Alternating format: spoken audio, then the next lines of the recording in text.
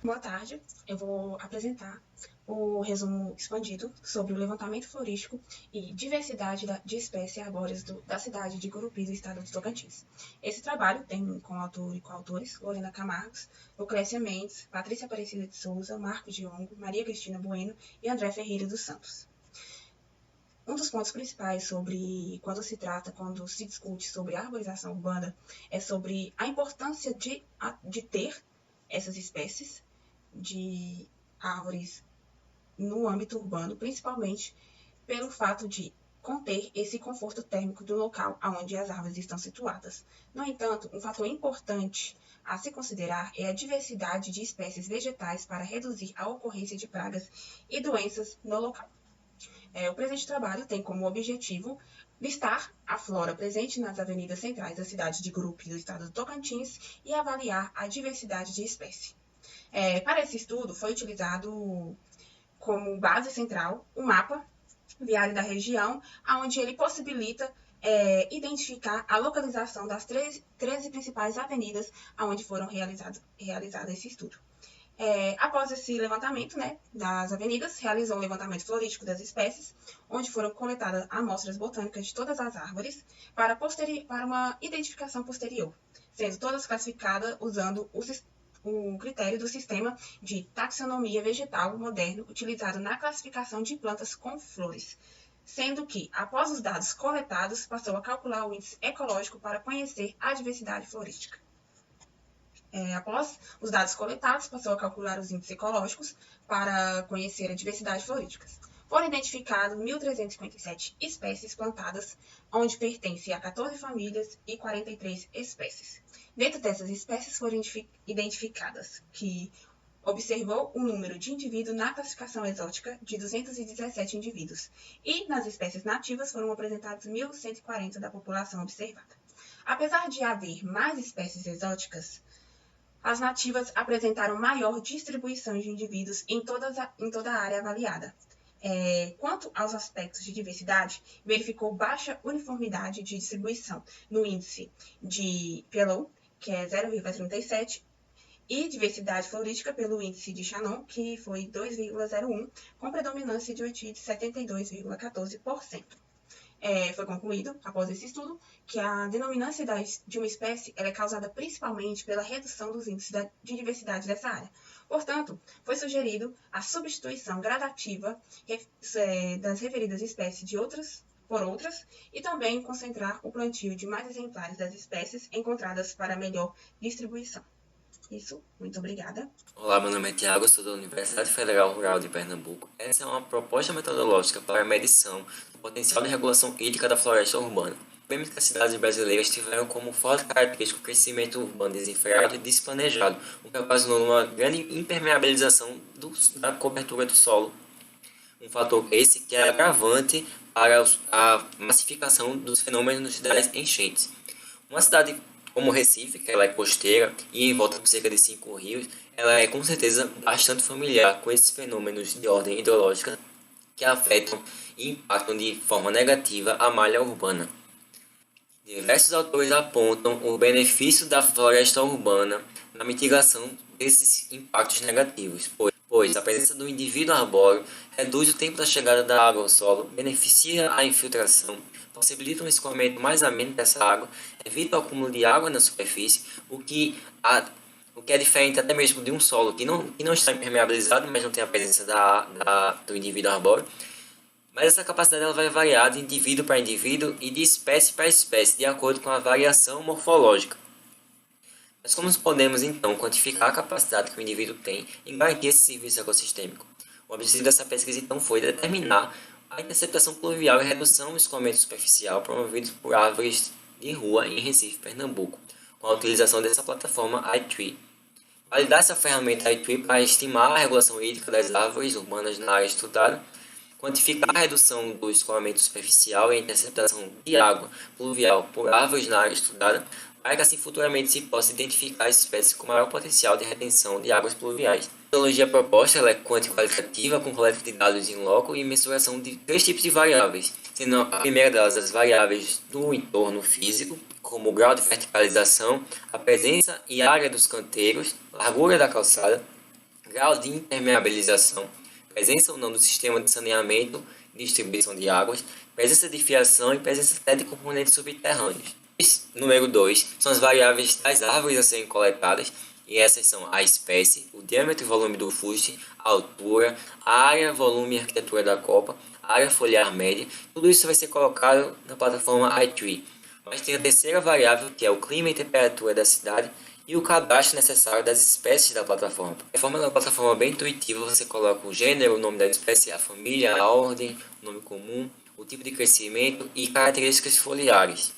Aqui para baixo é opcional, mas é interessante colocar se você tiver esses dados para enriquecer a plataforma. E os resultados esperados. Espera-se assim disponibilizar a proposta aos gestores municipais do Recife para a mensuração dos serviços ecossistêmicos.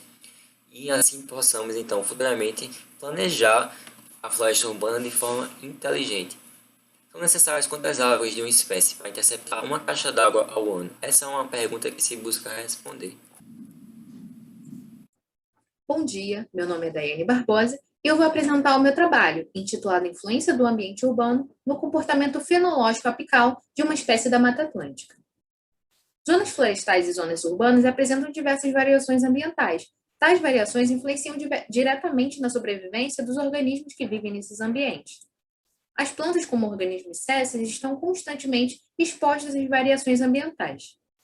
Os estudos que analisam as diferentes fases de desenvolvimento das plantas são denominados estudos fenológicos. Porém, estudos dessa natureza são pouco realizados em regiões urbanizadas. Dessa forma, o objetivo do meu trabalho foi comparar o comportamento fenológico apical de uma espécie da Mata Atlântica presente em uma floresta urbana e em um parque urbano na região metropolitana do Rio de Janeiro. Foram realizadas mensalmente análises fenológicas, análise química do solo, análise do clima e, por fim, foram detectados diversos elementos químicos no solo nos diferentes sítios. Porém, potássio e manganês apresentaram menor concentração no solo da cidade, isso evidenciando que as árvores desse ambiente podem estar sob algum estresse nutricional. Cloro, ítrio e enxofre somente foram encontrados no solo da cidade, evidenciando que essa região pode sofrer algum tipo de contaminação. A floresta apresentou menor temperatura média e maior índice pluviométrico em comparação com a cidade. As árvores da floresta apresentaram somente um pico de floração e baixa intensidade de frutificação, comparada às árvores da cidade. O índice de sincronismo das árvores da floresta foi maior do que as árvores da cidade. Comparando o meu estudo a outros estudos com fenologia diária, pode-se analisar que a cidade apresentou árvores com mais picos de floração em comparação a árvores de outros ambientes no Rio de Janeiro. Houve correlação entre a floração e a pluviosidade na cidade, evidenciando o papel da chuva na maturação das flores. Houve também maior intensidade de floração nas árvores da cidade, evidenciando uma estratégia voltada à maximização da reprodução nessa região, visto que as árvores estão sob um estresse ambiental maior e menor quantidade de polinizadores. A maturação dos frutos também foi correlacionada com o período chuvoso, evidenciando a característica recalcitrante das sementes, pouco resistente à dessecação. Por fim, a confirmação da hipótese inicial foi realizada de que a fenologia da espécie mudou com a variação da região de habitação dessa planta. Mais estudos são necessários para analisar se a espécie está realizando uma adaptação ao ambiente que sofre mudanças constantes ou se esse sucesso reprodutivo maior seria uma estratégia para tentar preservar o material genético. Muito obrigada pela oportunidade e esse é o meu contato. Olá, eu sou Giovana, sou técnica em controle ambiental e graduanda em ecologia. E hoje eu vou falar um pouco sobre a composição das florestas urbanas a partir da frugivoria. As florestas urbanas desempenham um importante papel social e ecológico. Dentre os benefícios está a regulação do microclima, conservação e manutenção da biodiversidade, já que atuam como corretores ecológicos e potencializadoras do fluxo gênico. A fauna é uma das principais beneficiadas, já que encontra abrigo e recursos alimentares.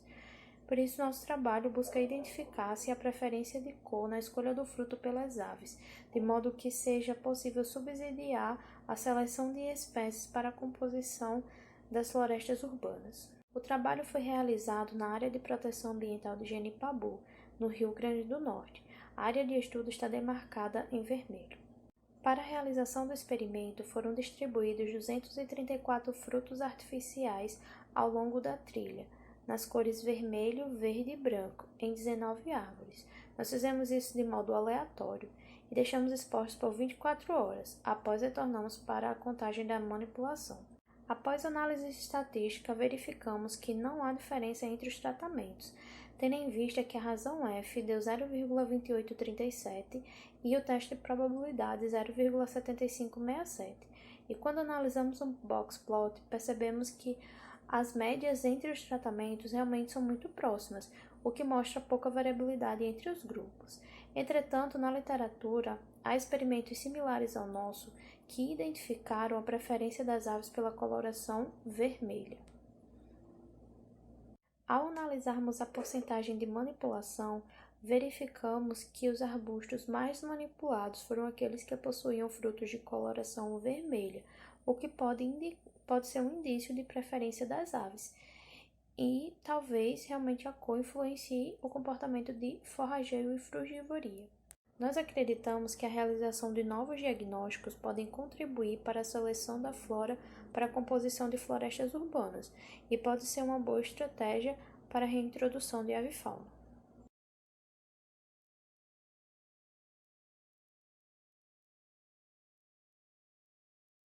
Olá a todos, eu sou o Lucas Polo, acadêmico de Engenharia Florestal pela Unicentro e vim falar sobre a variação da distribuição espacial das espécies mais abundantes de fragmento florestal urbano, periurbano e rural na cidade de Irati, no Paraná. Trabalho desenvolvido em conjunto com o professor Dr. Rogério Bobrowski. Falando sobre os fragmentos florestais, eles são modalidades de áreas verdes urbanas fundamentais para a redução do grau de artificialidade das cidades, a fim de aumentar a qualidade de vida da população, através dos seus serviços ecossistêmicos prestados.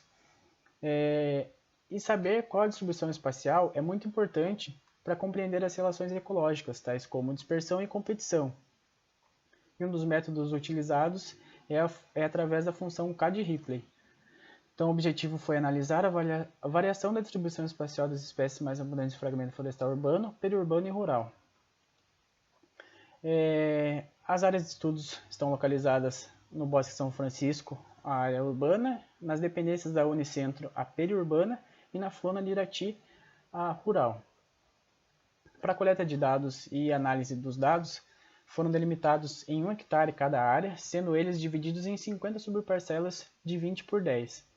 O levantamento florístico foi realizado e coletado as variáveis de CAP, altura e a identificação das espécies, e a análise fitossociológica se deu por meio do Excel.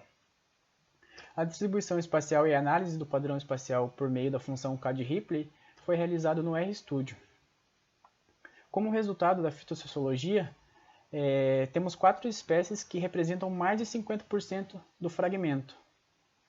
E nelas, algumas se repetem, como a Parapetadenia rígida no fragmento urbano e periurbano, Gymnanthus clotiana no urbano e periurbano também, e Cinnamodendron dinise no periurbano e rural.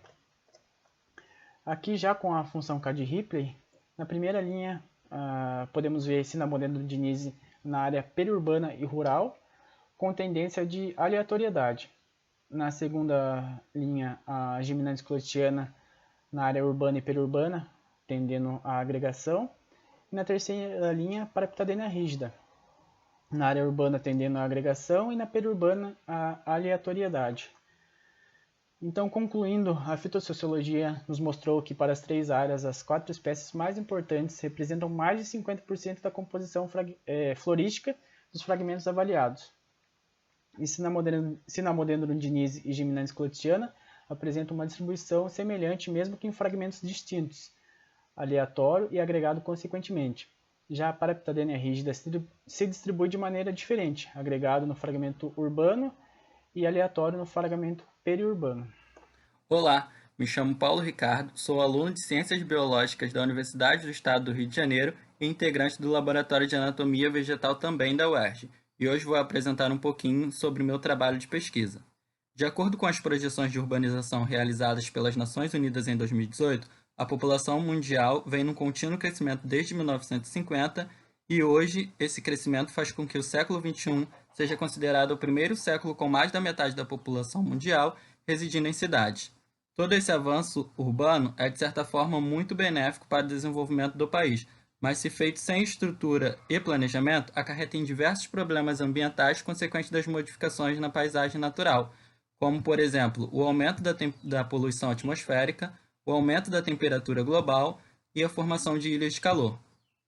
Assim, as modificações no ambiente natural são responsáveis por causar distúrbios morfológicos e fisiológicos nos organismos que ali habitam, e estas alterações podem ser observadas nos anéis de crescimento presentes nos troncos de indivíduos arbóreos longevos, possibilitando a avaliação de tempos remotos e a predição de eventos futuros. Então, com o objetivo de saber como o ambiente urbano afeta a estrutura anatômica das plantas em uma escala temporal e espacial, nós selecionamos indivíduos arbóreos de seiva especiosa com o mesmo padrão dendrológico em 2 sítios distintos. Esta árvore possui ampla distribuição no Brasil, é muito utilizada no paisagismo urbano e sua madeira possui diversos fins. O primeiro sítio de estudo recebe interferência direta do processo de urbanização, que é o sítio da Fiocruz de Manguinhos. O segundo sítio é mais preservado e sofre menos influências de fontes poluidoras, que é o sítio da Floresta Biológica do Tinguá. Para coletar as amostras, que são pequenos cilindros de madeira, utilizamos a sonda de Pressler a 1,30 m do solo, um método não destrutivo. Essas amostras, então, foram levadas para o laboratório e processadas, seus anéis de crescimento separados em períodos de 5 anos e fragmentos desses quinquênios foram submetidos ao processo de dissociação celular.